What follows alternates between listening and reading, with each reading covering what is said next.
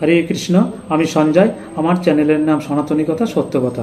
তো আজকে আবার এসেছি আরেকটি নতুন তত্ত্বকথা নিয়ে। আজকের কাহিনী, ঋতুস্রাব চলাকালীন দ্রৌপদীর বস্ত্রহরণ হয়েছিল। তো তাই নিয়ে আজকে আলোচনা করব। শুরু করার আগে প্রথমেই বলি, আমার চ্যানেলে যারা প্রথম এসছেন তারা আগে ভিডিওটি দেখুন।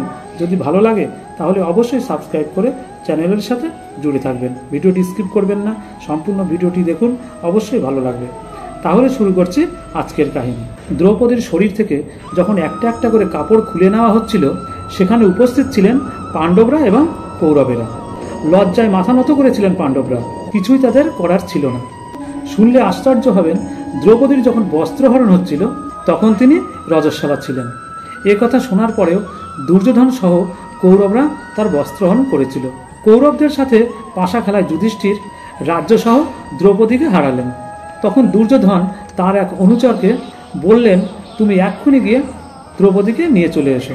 সেই অনুচর দ্রৌপদীর কাছে গিয়ে বললেন, যাজ্ঞসেনী, যুধিষ্ঠির রাজসভায় ভীম, অর্জুন, নকুল, সহদেব এবং নিজেকে পণ রেখে হেরে গেছেন। আপনাকেও তিনি পণ রেখেছিলেন। দুর্যোধন আপনাকে জয় করেছেন, আপনি আমার সঙ্গে আসুন। দ্রৌপদী বললেন, সুতপুত্র, তুমি যুধিষ্ঠিরকে জিজ্ঞাসা করে আসো, তিনি আগে নিজেকে হারিয়েছেন না আমাকে। অনুচর সভায় এসে দ্রৌপদীর কথা জানালেন। তখন যুধিষ্ঠির প্রাণহীনের মতো বসে রইলেন, কোনো উত্তর দিতে পারলেন না। দুর্যোধন বললেন, দ্রৌপদী নিজে এখানে এসে প্রশ্ন করুক। অনুচর আবার গেলে দ্রৌপদী বললেন, তুমি মহান, সেই সভাসদদের গিয়ে একবার জিজ্ঞাসা করো। নিয়ম অনুসারে আমার কি কর্তব্য? তারা যা বলবেন আমি তাই করব। অনুচর ফিরে গিয়ে দ্রৌপদীর প্রশ্ন জানালেন। সবাই অধমুখে নীরবে রইলেন। এই সময় যুধিষ্ঠির এক বিশ্বস্ত দূতকে দিয়ে দ্রৌপদীকে বলে পাঠালেন, পাঞ্চালী, তুমি এখন রজস্বলা, এক বস্ত্রা। এই অবস্থাতে কাঁদতে কাঁদতে সবাই এসে শ্বশুরের সামনে এসে দাঁড়াও। দুর্যোধন দুঃশাসনকে বললেন যে তুমি যাও, তুমি নিজে গিয়ে তাকে তুলে নিয়ে এসো। দুঃশাসন দ্রৌপদীর কাছে গিয়ে বললেন, পাঞ্চালী, তোমার স্বামী পাশা খেলায় হেরে গেছেন, লজ্জা ত্যাগ করো, দুর্যোধনের সাথে দেখা করো। দ্রৌপদী ব্যাকুল হয়ে দৌড়ে ধৃতরাষ্ট্রের পত্নীদের কাছে যেতে চাইলেন, কিন্তু দুঃশাসন চুলের মুঠি ধরে টানতে টানতে রাজসভায় নিয়ে এলেন। দুঃশাসনের আকর্ষণে নত হয়ে দ্রৌপদী বললেন, মন্দ বুদ্ধি অনর্থ, আমি এক বস্ত্র রজস্বলা, আমাকে সভায় নিয়ে যেও না। দুঃশাসন বললেন, তুমি রজস্বলা, এক বস্ত্রা বা যাই হও, পাশাকালায় হেরে গিয়ে দাসী হয়েছ, আমাদের সেবা যত্ন করো। বিক্ষিপ্ত কেশে অধস্খলিত বসনে সভায় নিয়ে আসা হলো। লজ্জায় অত্যন্ত দগ্ধ হয়ে ধীরে ধীরে বললেন, দুঃশাসন, ইন্দ্রাদি দেবগণ কোনোদিনেও যদি তোমার সহায় হন, তবুও পাণ্ডবরা তোমায় ক্ষমা করবেন না। শত জ্ঞানী মানুষের মাঝেও আমাকে টেনে আনা হলো, কিন্তু কেউ তার নিন্দা করছেন না। ভীষ্ম, দ্রোণ, বিদুর ও ধৃতরাষ্ট্রের ভিতরে কি প্রাণ নেই? ক্রুবৃদ্ধগণ এই দারুণ অধর্মাচার দেখতে পাচ্ছেন না? ধিক, ভরত বংশের ধর্ম ও চরিত্র নষ্ট হয়েছে। দ্রৌপদী করুণ স্বরে এভাবে বিলাপ করতে করতে তার স্বামীদের দিকে তাকাচ্ছেন। দুঃশাসন তাকে ধাক্কা দিয়ে সশব্দে বললেন, তুমি এখন দাসী। কর্ণ অট্টহাস্য করে উঠলেন, শকুনিও মিটিমিটি হাসতে লাগলেন। সবাই অত্যন্ত ব্যথিত হলেন।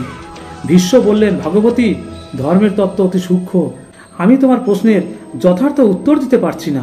যুধিষ্ঠির সব ত্যাগ করলেও সত্য কখনোই ত্যাগ করেন না। পাশা খেলায় শকুনি অদ্বিতীয়, তার জন্যই যুধিষ্ঠিরের খেলার ইচ্ছা হয়েছিল। শকুনি পাশা খেলায় সততা অবলম্বন করেছেন, এ কথা যুধিষ্ঠির কখনোই মানতে পারছেন না। দ্রৌপদী বললেন, যুধিষ্ঠিরের অনিচ্ছা সত্ত্বেও ধূর্ত, দুষ্ট, অসৎ লোককে এই সভায় আহ্বান করেছেন। তার খেলতে ইচ্ছা হয়েছে এমন কথা কেন বলছেন? তিনি শুদ্ধ স্বভাব। প্রথমে তিনি সবটা বুঝতে পারেননি, তাই পরাজিত হয়েছেন। পরে বুঝতে পেরেছেন। এই সভায় কুরুবংশীয়রাও রয়েছেন, এরা কন্যা ও পুত্রবধূদেরও অভিভাবক। সুবিচার করে বলুন, আমাকে জয় করা হয়েছে কিনা। দ্রৌপদীর অপমান দেখে ভীম অতি ক্রুদ্ধ হয়ে যুধিষ্ঠিরকে বললেন, শত্রুরা সততার দ্বারা ধন, রাজ্য এবং আমাদের হরণ করেছেন, তাতেও আমাদের ক্রোধ হয়নি, কারণ আপনি এই সমস্তের প্রভু। কিন্তু পাণ্ডবদের স্ত্রী দ্রৌপদী এই অপমানের যোগ্য নন। হিনু নৃশংস কৌরবগণ আপনার দোষেই তাকে ক্লেশ দিচ্ছে। দুর্যোধনের এক ভাই বিকর্ণ সভায় বললেন, পাঞ্চালী যা বললেন আপনারা তার উত্তর দিন। যদি সুবিচার না হয় তাহলে আমাদের নরকগতি হবে। গুরুজনের মধ্যে বৃদ্ধতম ভীষ্ম, ধৃতরাষ্ট্র, বিদুর, আচার্য দ্রোণ ও কৃপ, এরা দ্রৌপদীর প্রশ্নের উত্তর দিচ্ছেন না কেন? যে সকল রাজারা এখানে আছেন তারাও বলুন। বিকর্ণ তাদের বহুবার বললেও কোনো উত্তর দিলেন না। তখন হাতে হাত ঘষে নিঃশ্বাস ছাড়তে ছাড়তে বললেন, আপনারা কিছু বলুন আর নাই বলুন, আমি যা ন্যায্য মনে করি তাই বলছি। মৃগয়া, মদ্যপান, অক্ষপীড়া এবং অধিক স্ত্রী সঙ্গ এই 4টি রাজাদের ব্যসন। ব্যসনাসক্ত ব্যক্তি ধর্ম থেকে চ্যুত হয়, তার কৃতকর্মকে লোকে অকাজ বলে মনে করে। যুধিষ্ঠির ব্যসনাসক্ত হয়ে দ্রৌপদীকে পণ রেখেছিলেন, কিন্তু সকল পাণ্ডবই দ্রৌপদীর স্বামী, আর পণ রেখেছিলেন শুধু যুধিষ্ঠির। অতএব দ্রৌপদী বিজিত হননি। সভায় মহাকোলাহল উঠল। এতে বিকর্ণের প্রশংসা এবং শকুনির নিন্দা করতে লাগলেন।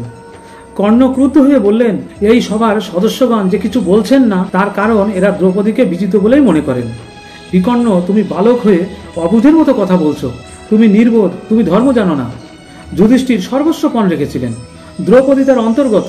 তিনি স্পষ্ট বাক্যে দ্রৌপদীকে পণ রেখেছিলেন, আর বাকি পাণ্ডবগণ তাতে কোনো আপত্তি করেননি।